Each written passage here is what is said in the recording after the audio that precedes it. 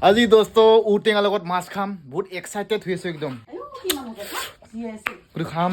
এই যি আছে কোমল কাঠ মাছ দুটা বাছাৰি পেটত যাব এবাৰ আমাৰ উপায় নাই আৰু আমি মানুহ জীৱ হত্যা কৰি কৰি খাওঁ কি হ'ব যি হ'ব উপায় নাই আৰু এই ঔটেঙা মাছকেইটা কুনিৰ কাৰণে বিশেষকৈ অনা হৈছিল কুনি থকা চাই আনিব দিছিলোঁ মই কিন্তু অলপ সৰু সৰু লৈ আনিল বজাৰৰ পৰাই এতিয়া চাহ খাই লওঁ আগত এইফালে বাচি আছে বঢ়িয়াকৈ আৰু মই এইফালে গুড়ৰ লগত গুড় এক পিচ লৈছোঁ দোস্ত আৰু চাহটো চেনি নিদিয়া চাহ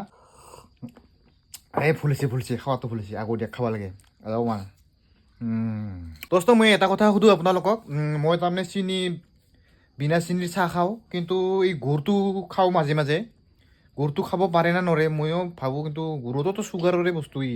মানে কুঁহিয়াৰৰে পৰাই বনোৱা তাকে ভাবি আছোঁ অলপ কনফিউজন হৈ আছোঁ মই খাব পাৰিব না নোৱাৰিব আপোনালোকে ক'বচোন কমেণ্ট কৰি সৰু সৰু মাছকেইটাতে ইমান ধুনীয়া কণী ওলাইছে বা খাৱাহে কথা এইফালে হৈ আছে মাছ ফ্ৰাই দোস্ত আৰু ইয়াত হ'ল ঔটেঙাটো বইলিং হৈ গ'ল ইয়াতে মাছ ফ্ৰাইটো হৈ আছে বাছ অলপ পিছত মানে ঔটেঙা আৰু মাছৰ আঞ্জাটো হ'ব অলপ পিছত এইফালে বহি গ'ল মাছ আৰু ঔটেঙা আৰু এইফালে মাছৰ কণীখিনি ফ্ৰাই হ'ব এক টুকুৰা হ'লেও খাই চাব লাগিব দোস্ত খালে মুখে বহুত সোৱাদ লাগে এইটো মাছৰ কণী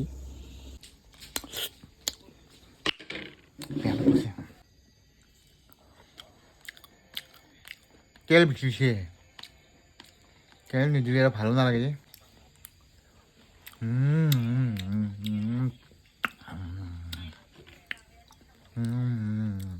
হৈ গ'ল ঔটেঙা আৰু মাছ হ'ল খোৱা সময়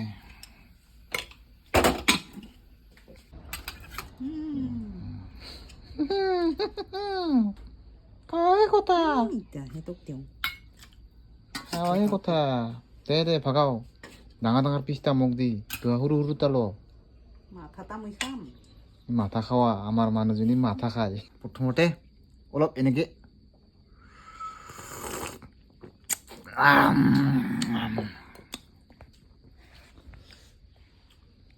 মাৰা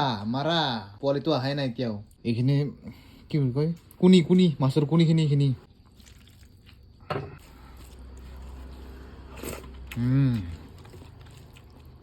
মজা